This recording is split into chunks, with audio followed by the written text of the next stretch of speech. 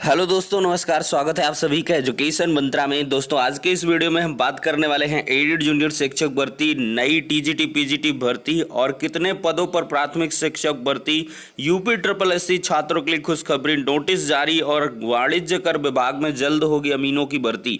तो सारी अपडेट्स के साथ डिस्कस करेंगे। वीडियो को लाइक एंड शेयर करें और चैनल पर फर्स्ट टाइम विजिट कर रहे हैं तो सब्सक्राइब करके बेल आइकन को हिट कर लें, जिससे कि इसी प्रकार की लेटेस्ट इन्फॉर्मेशन आप सभी को मिलती रहे। तो चलिए दोस्तों, वीडियो सेशन में आगे बढ़ें। इसके पहले जो यूपी टेट की प्रिपरेशन कर रहे हैं उनके लिए एक छोटी सी इन्फॉर्मेशन। अगर आप यूपी टेट की प्रिपरेशन कर रहे हैं तो ऐसे में चच्चू पब्लिकेशन लाए हैं बेहतरीन स्टडी गाइड। इसकी खास बात करें तो बाल विकास, हिंदी, गणित, अंग्रेजी, पर्यावरण के जो पाठ्यक्रमानुसार थियरी हैं वो बहुत बेहतरीन तरीके से दिए गए हैं।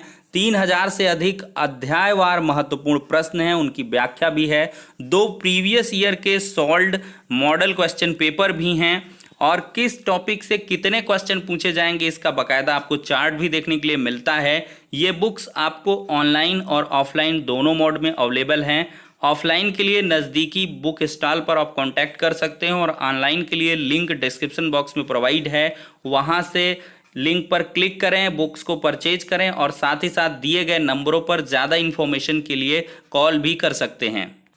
इतना ही नहीं, चच्चू पब्लिकेशन की तरफ से सब्जेक्ट वाइज यूपी टेट की बुक्स भी आपको मिलेंगी और साथ ही साथ 10 मॉडल प्रैक्टिस पेपर की एक बुक आपको अलग से प्रोवाइड की जाएगी। तो जिस किसी में आपकी दिलचस्पी है, बुक को परचेज करें और अपनी प्रेपरेशन को बूस्ट करें चच्चू पब्लिकेशन की बेहतरीन बुक्स के साथ। तो यहाँ पर एडेड जूनियर शिक्षक भर्ती में हद हो गई है। सिर्फ एक दिन का अवसर दिया गया, वो भी रात्रि 12 बजे तक का। आपको देर शाम के दोपहर के वीडियोस में भी अपडेट प्रोवाइड की गई थी कि कल की डेट में मतलब 7 अक्टूबर को ही आप आवेदन करें, लेकिन ये भी कहा था कि आज प्रयास जरूर करें। तो इसी संदर्भ में आज के समाचार पत्रों के माध्यम से देख सकते हैं, जूनियर हाई स्कूल शिक्षक भर्ती परीक्षा, हाईकोर्ट ने दिया मौका, पीएनपी ने खोले काउंटर।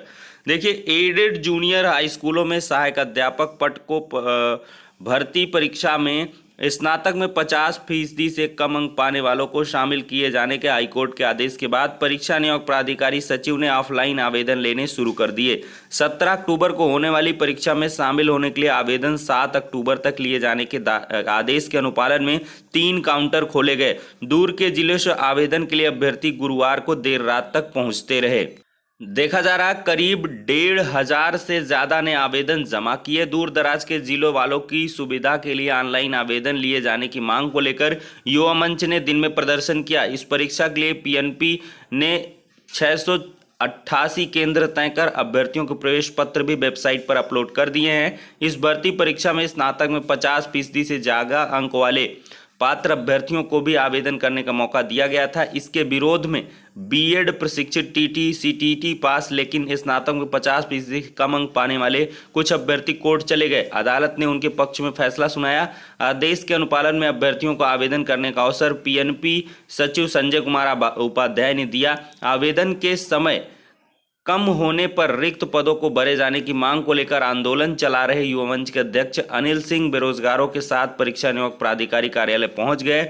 मांग की कि आवेदन का समय बढ़ाकर ऑनलाइन मोड में भी आवेदन लिए जाएं। गुरुवार को गोरखपुर से रितेश चौधरी, संत कबीर नगर से ये सब जो है विद्युत रोशनी की व्यवस्था ना होने पर उन्हें मोबाइल की रोशनी में जो फॉर्म है वो भरना पड़ा। व्यवस्था बनाकर लिए गए आवेदन। पीएनपी सचिव का कहना है, इनका एक बड़ा स्टेटमेंट देखिए। पीएनपी सचिव संजय कुमार उपाध्याय ने बताया कि भर्ती परीक्षा की तैयारियां पूरी की जा चुकी हैं। केंद्र निर्धारण कर प्रवेश पत्र जारी किए जा चुके हैं। कोर्ट के आदेश पर काउंटर चालू कर कर्मचारियों की ड्यूटी लगाकर सुरक्षा व्यवस्था के बीच देर रात तक आवेदन लिए गए हैं।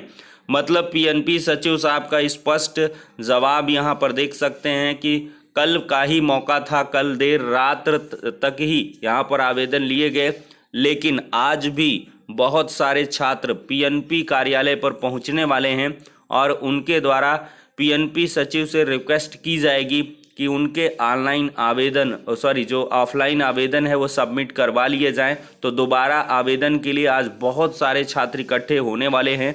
चूँकि सुदूर जनपद के बहुत सारे छात्र यहाँ पर रास्ते में ही है, अटके हुए हैं, किसी कारणवश वो नहीं आ पाए हैं, तो वो सभी पहुंच रहे हैं। तो अगर आप रिस्क ले सकते हो तो ले सकते हो दोस्तों। चूंकि आपका रिस्क आपको एक सफलता भी दे सकता है। मे भी पीएनपी सचिव यहाँ पर आवेदन ले लें कि रात्रि तक, भाई कल आप चले और इसके बाद कल ही इन्फॉर्मेशन निकल के आई तो रात भर में कहाँ से आ पाएंगे। तो पूरे उत्तर प्रदेश का जो सुदूर कोने का है, जैसे सहारनपुर का है, तो वो तो आज ही पहुँचेगा ना। तो इस वजह से यहाँ पर अगर सहूलियत दी जानी चाहिए वैसे, लेकिन अगर पीएनपी सचिव साहब कहेंगे तो आपके आवेदन ऑफलाइन लेने में क्या दिक्कत है भाई, ले लेंगे।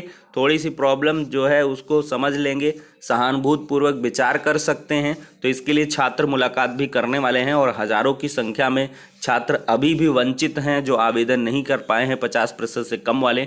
तो देखते हैं क्या कुछ होता है, लेकिन आपको प्रयास एक बार मेरे हिसाब से कर लेना चाहिए। अगर आपकी तैयारी प्रेपरेशन बढ़िया है, आपको कॉन्फिडेंस है कि मेरा हो जाएगा, तो आप बिल्कुल प्रयास करें। अगर नहीं होगा तो कोई बात नहीं, अगर हो जाता है तो आपको मौका मिलेगा और जॉब भी मिल सकती है अगर आपकी तैयारी बढ़िया है। तो ये निर्णय स्वयं आपका होना चाहिए। लेकिन दोबारा आवेदन के लिए मैंने सूचना दे दी आपको कि आज भी पीएनपी कार्यालय पर बहुत सारे छात्र पहुंचने वाले हैं, तो आप लोग अवश्य जो है जा सकते हैं अगर आपका मन करे तो, अन्यथा तो छोड़िए।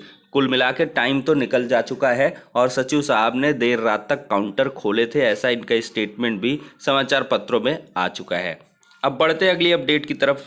दोस्तों यहाँ पर UPSSC की तरफ से एक खुशखबरी है। कंप्यूटर ऑपरेटर प्रतियोगात्मक परीक्षा 2016 के अंतर्गत विज्ञापित विभिन्न विभागों के कंप्यूटर ऑपरेटर के 79 पदों पर चयन हेतु लिखित परीक्षा के आधार पर द्वितीय चरण की टंकण परीक्षा हेतु 515 जो अभ्यर्थी हर पाए गए हैं। आयोग द्वारा द्वितीय चरण की टंकण परीक्षा 21/6/2021 को आयोजित की गई थी।